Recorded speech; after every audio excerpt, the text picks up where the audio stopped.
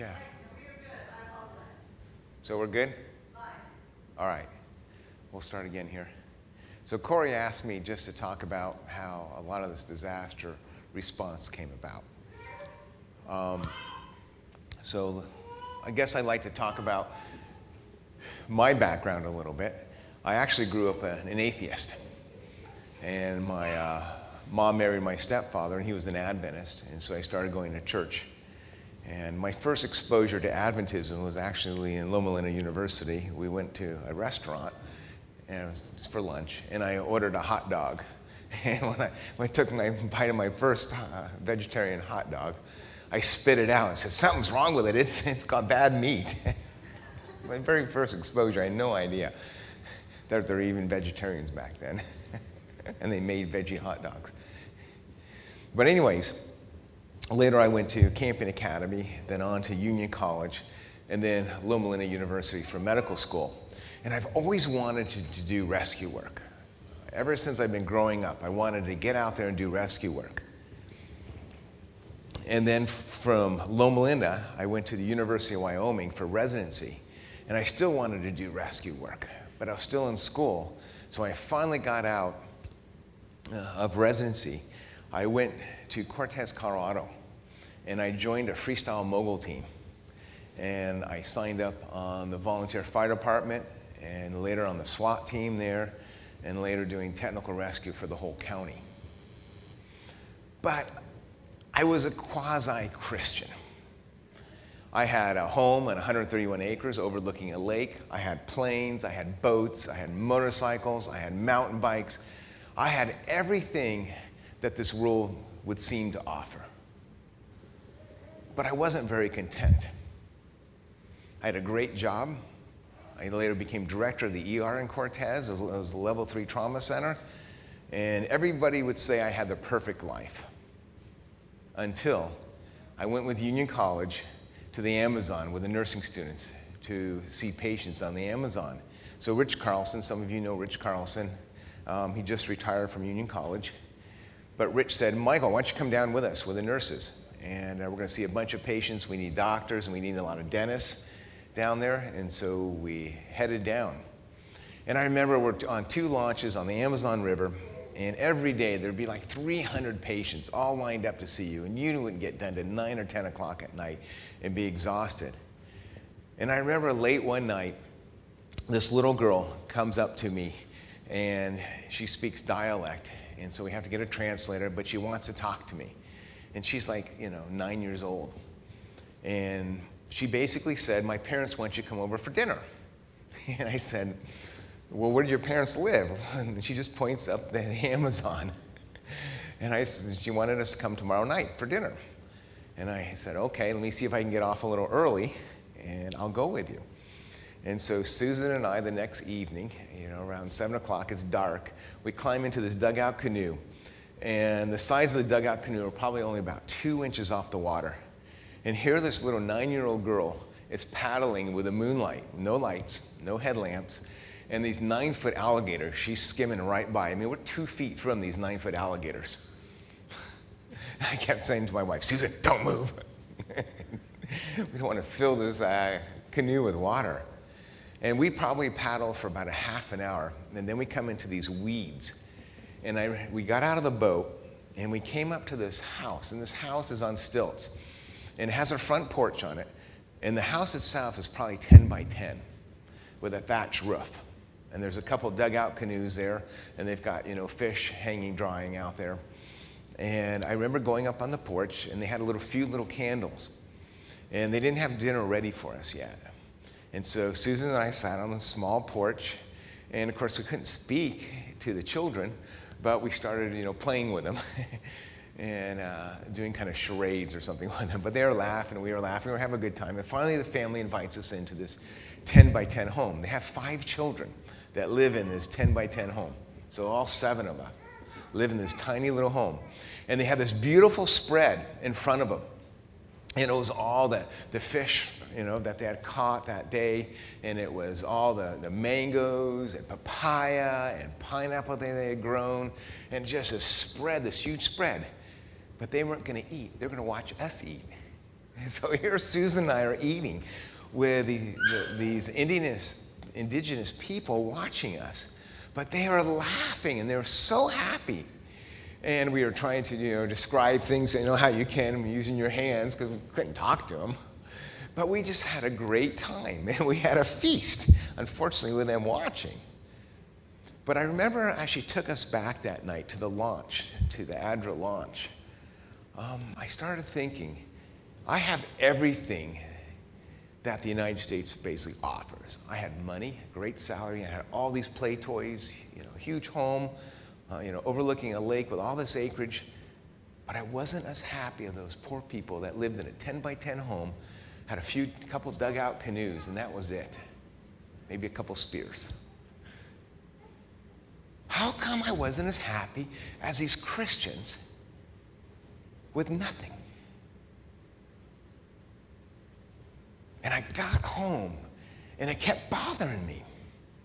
Day after day, it has bothered me.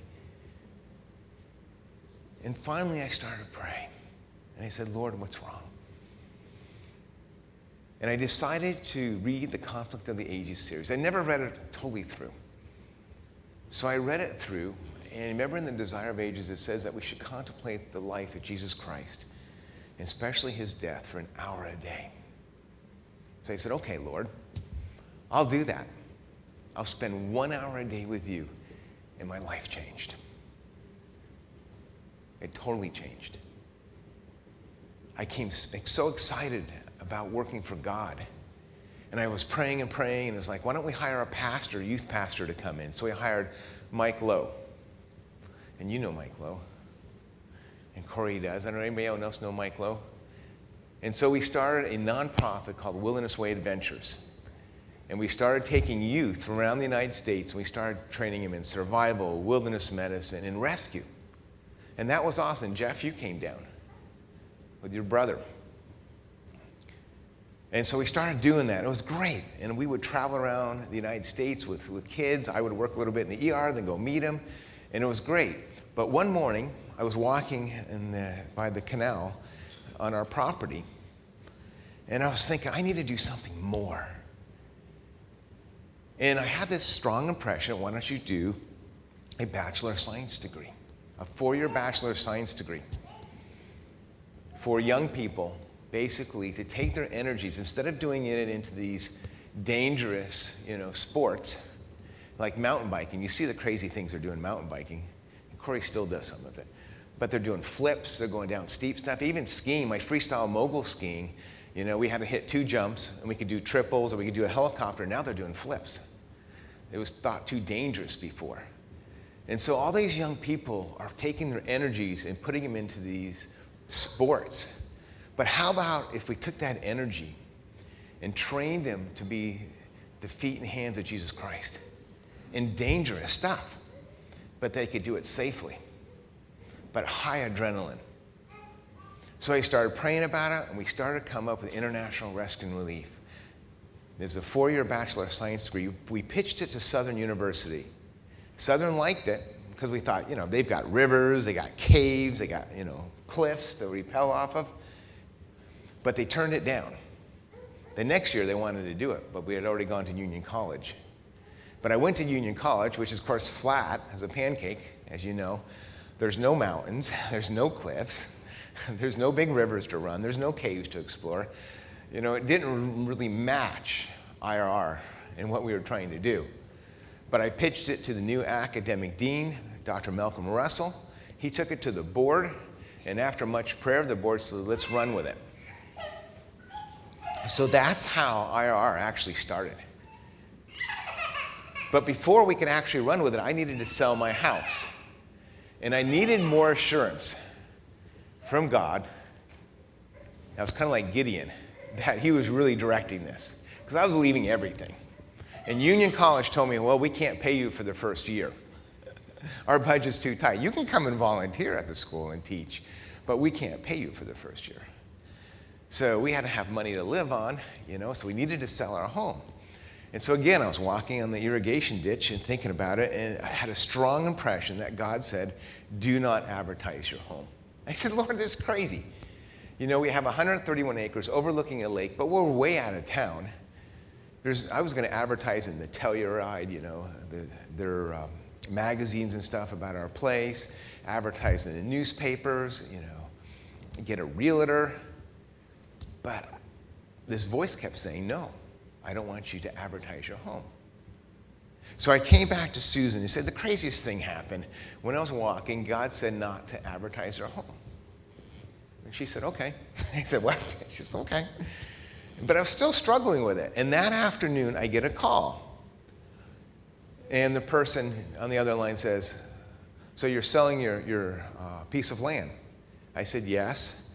He said, how much are you asking for it? And I told him the price and said, that's too much. And he hung up. And I'm going, wait, don't hang up. How did you even know I was selling this place?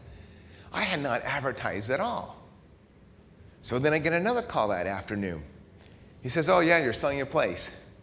And I said, yeah, we were selling it. And he said, how much you're asking for? I told him. And he says, yeah, that's a little too much. I said, don't hang up. How do you know we were advertising our home? Because God told me not to advertise, and that was the day he told me not to advertise. And we hadn't advertised it, yet.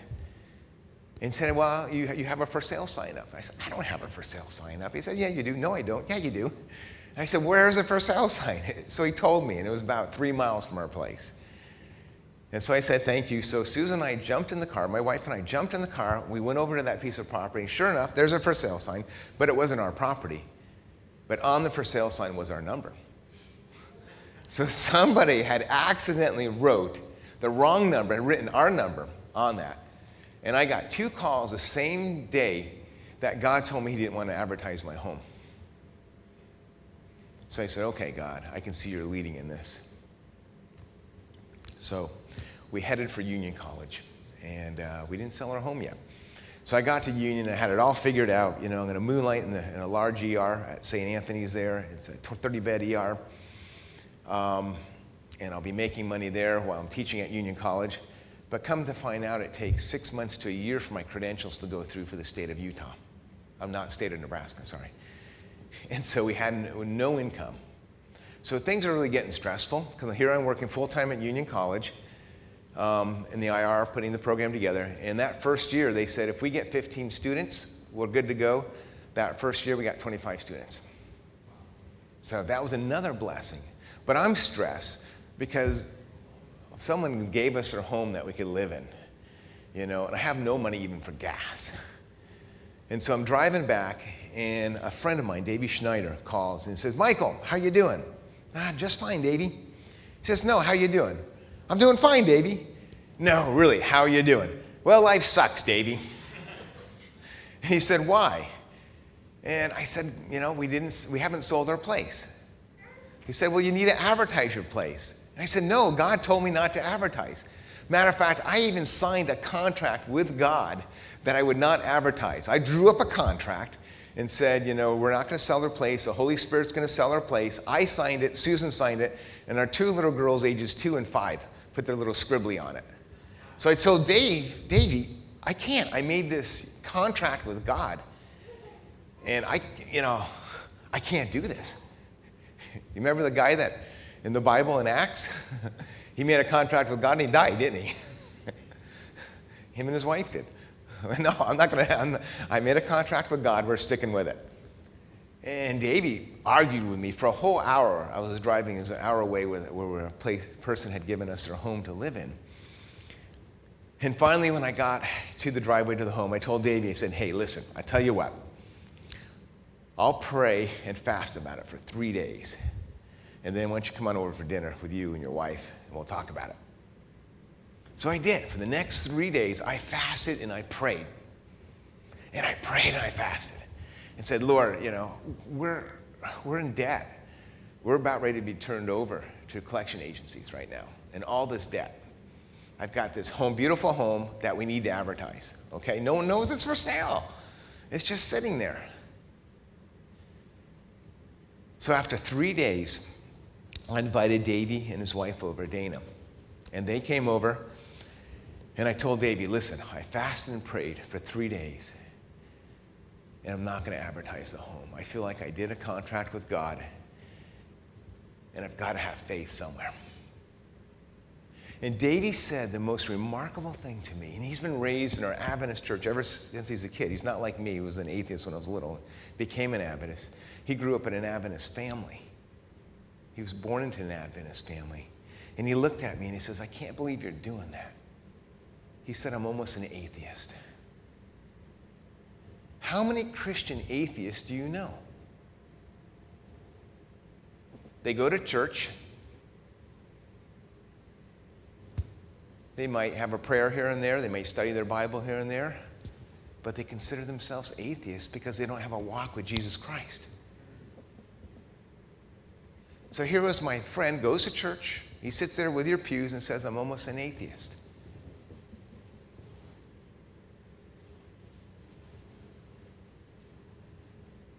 Well, we didn't advertise a home, and a year later, God did sell that home without advertising it, which was amazing. And unfortunately, Davey's dead. He died in a plane crash, small plane crash. And I don't know where his walk was. He was a neat guy. He was one of my best friends.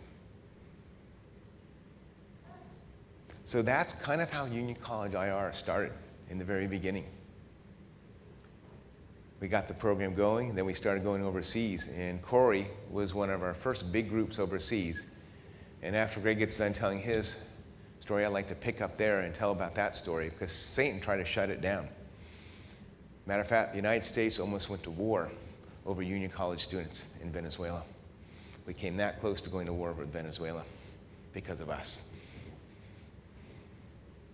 So I'm going to turn it over to Greg.